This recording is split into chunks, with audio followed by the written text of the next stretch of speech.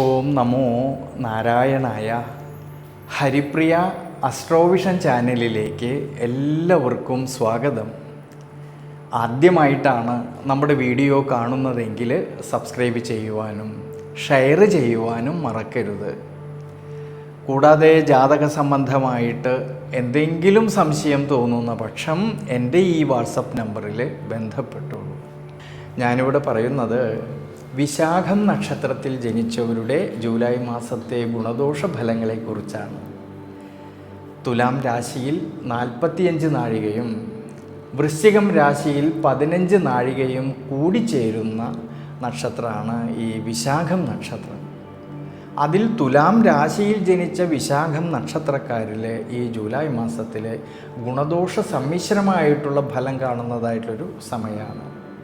ജന്മരാശിയുടെ അധിപനായിരിക്കുന്ന ശുക്രനാണെങ്കിൽ ഈ ജൂലൈ മാസത്തിൽ അനുകൂല സ്ഥിതി കാണുന്നുണ്ടെങ്കിലും ശ്രദ്ധിക്കേണ്ട കാര്യം, രോഗസ്ഥാനമായിട്ടുള്ള 6-ാം ഭാവത്തിൽ നിൽക്കുന്ന ശനീശ്വരൻ്റെ ദൃഷ്ടി ദുരിതസ്ഥാനമായിട്ടുള്ള 12-ാം ഭാവത്തേക്ക് വരുന്നത് കൊണ്ടും അഷ്ടമഭാവത്തിലാണെങ്കിൽ ചൊവ്വയുടേതായിട്ടുള്ള സാന്നിധ്യം നിലനിൽക്കുന്നത് കൊണ്ട് ആരോഗ്യപരിപാലനത്തിൽ, ജീവിത അനുഷ്ഠാനങ്ങളിൽ, യാത്രകളിൽ, ഡ്രൈവിങ്ങിലെല്ലാം ഈ ഒരു സമയങ്ങളിൽ ശ്രദ്ധിക്കുന്നത് വളരെ നല്ലതാണ്.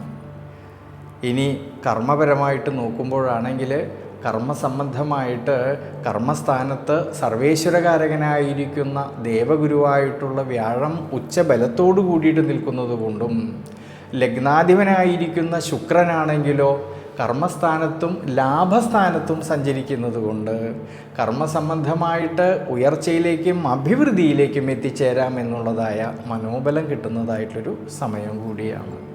സ്വയം തൊഴിൽ ചെയ്യുന്നവരിലാണെങ്കിലും ബിസിനസ് മേഖലകളിൽ പ്രവർത്തിക്കുന്നവർക്കാണെങ്കിലും ഔദ്യോഗിക മേഖലകളിൽ പ്രവർത്തിക്കുന്നവർക്കാണെങ്കിലും ശുഭാപ്തി വിശ്വാസത്തോടുകൂടി ഈശ്വരാനുഗ്രഹത്തോടു കൂടിയിട്ട് മുന്നോട്ട് പോകുന്ന പക്ഷം ഉയർച്ചയ്ക്കും അഭിവൃദ്ധിക്കും സാധ്യത കാണുന്നുണ്ട്. ഈ ജൂലൈ മാസത്തിൽ ഈ ഗുണാനുഭവങ്ങളെല്ലാം കാണുന്നുണ്ടെങ്കിലും ശ്രദ്ധിക്കേണ്ടുന്നതായിട്ടുള്ളൊരു കാര്യം, നിവൃത്തിനാഥനായിരിക്കുന്ന ചൊവ്വയ്ക്ക് അഷ്ടമഭാവസ്ഥിതി കാണുന്നത് കൊണ്ട് കർമ്മസംബന്ധമായിട്ട് തൻ്റെ കൂടെ നിൽക്കുന്ന സഹായികളുമായിട്ടോ അധികാരികളുമായിട്ടോ അഭിപ്രായ ഭിന്നതകളോ തർക്കങ്ങളോ മനോവിഷമതകളോ വരാതെ ഈ ഒരു സമയങ്ങളിൽ ശ്രദ്ധിക്കണം.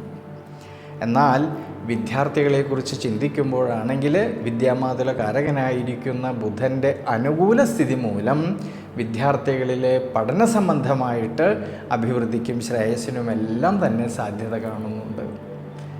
ധനപരമായിട്ട് അഭിവൃദ്ധിക്കും ശ്രേയസ്സിനും സാധ്യത കാണുന്നതായിട്ടൊരു സമയം കൂടിയാണ്. അധ്വാനിച്ചതിൻ്റേതായിട്ടുള്ള നേട്ടങ്ങൾ കിട്ടുകയും അതുമൂലം സാമ്പത്തികപരമായിട്ടുള്ള ഭദ്രത കുറേയൊക്കെ മെച്ചപ്പെടുവാനും സാധ്യത കാണുന്നുണ്ട് ഈ ജൂലൈ മാസത്തിൽ.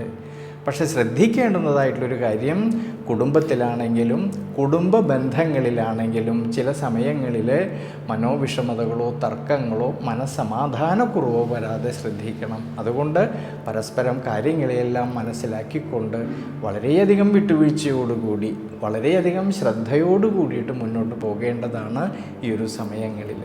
അതുകൊണ്ട് തുലാം രാശിയിൽ ജനിച്ചവരായിട്ടുള്ള വിശാഖം നക്ഷത്രക്കാർ ഈ ഒരു സമയത്ത് വിഷ്ണു ക്ഷേത്രത്തിൽ സഹസ്രനാമാർച്ചന ചെയ്ത് പ്രാർത്ഥിക്കുന്നത് വളരെ ഗുണം ചെയ്യും.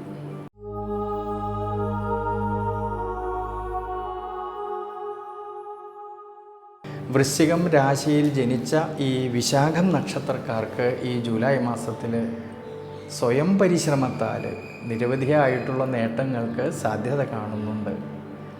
ജന്മരാശിയുടെ അധിപനായിരിക്കുന്ന ചൊവ്വയാണെങ്കിൽ നിവൃത്തിസ്ഥാനത്ത് നിന്നുകൊണ്ട് ഈ ചൊവ്വ ജന്മരാശിയിലേക്ക് നോക്കുന്നതും ഭാഗ്യസ്ഥാനത്ത് നിൽക്കുന്ന സർവേശ്വരകാരകനായിരിക്കുന്ന വ്യാഴത്തിൻ്റെ ദൃഷ്ടിയാണെങ്കിലോ ജന്മരാശിയിലേക്ക് വരുന്നതുകൊണ്ട് ആരോഗ്യസ്ഥിതി പൊതുവെ തൃപ്തികരമായിട്ട് കാണുന്നുണ്ട് ഈ ഒരു സമയങ്ങളിൽ. ഇനി കർമ്മപരമായിട്ടാണെങ്കിലും തൊഴിൽപരമായിട്ടാണെങ്കിലും വളരെയധികം നേട്ടങ്ങൾക്കും അഭിവൃദ്ധിക്കുമെല്ലാം സാധ്യത കാണുന്നുണ്ട് ഈ ജൂലൈ മാസത്തിൽ. പക്ഷേ കർമ്മസംബന്ധമായിട്ട് ഈ ഒരു സമയങ്ങളിൽ പുതിയ പുതിയ തീരുമാനങ്ങൾ എടുത്ത് പ്രവർത്തിക്കുമ്പോൾ വളരെയധികം ശ്രദ്ധിക്കുന്നത് നല്ലതാണ്. ഇനി വിദ്യാർത്ഥികൾക്കാണെങ്കിൽ കഠിനാധ്വാനം ചെയ്തു പഠിക്കുന്ന കാര്യങ്ങളിലേക്ക് കൂടുതലും ശ്രദ്ധ കൊടുക്കുന്ന പക്ഷം വിജയ സാധ്യത കാണുന്നുണ്ട് ഈ ഒരു സമയങ്ങളിൽ.